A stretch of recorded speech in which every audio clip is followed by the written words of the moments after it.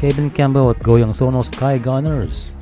Pasok na sa finals matapos ma-sweep ang koponan ng LG Shakers. Sinimulan ni Carl Tamayo ang opensa ng LG Shakers, ang defending champion, pero bumawi agad itong si Kevin Campbell sa kabila ng Goyang Sono Sky Gunners na walang talo ngayong series.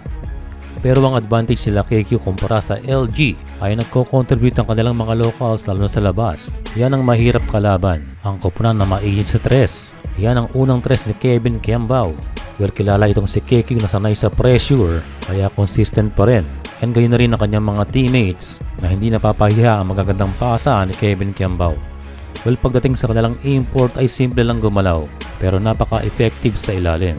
Patuloy ang magandang shooting nitong Sono na agad binabawi kapag pumupuntos itong LG that makes them the better team ngayong series.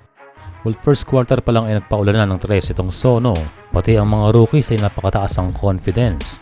Sa second quarter, tres agad ang bungad ni Kevin Campbell, kaya napa-early timeout itong LG Shakers. Kitang-kita kay KQ na gusto niyang manalo.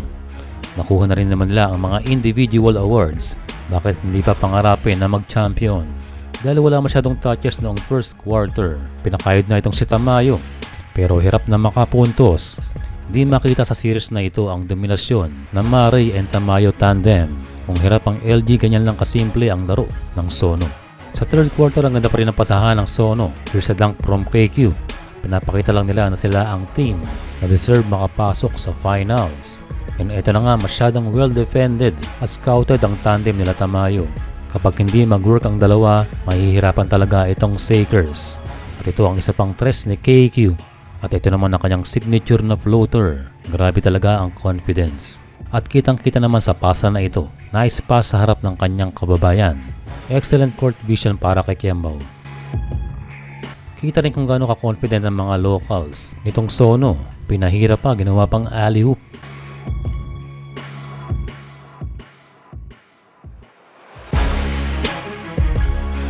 Ang storya ng game na ito, sadyang itong sila Kevin Campbell ang better team.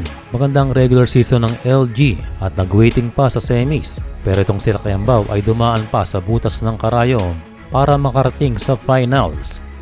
Panalo ang Goyang Sono Sky Gunners sa score na 90-80. Nakapagtala si KQ ng 17 points, 7 rebounds at 7 assists. Samantalang si Carl Tamayo ay merong 9 points, 3 rebounds and 2 assists. Again, congrats, Goyang Sono Sky Gunners.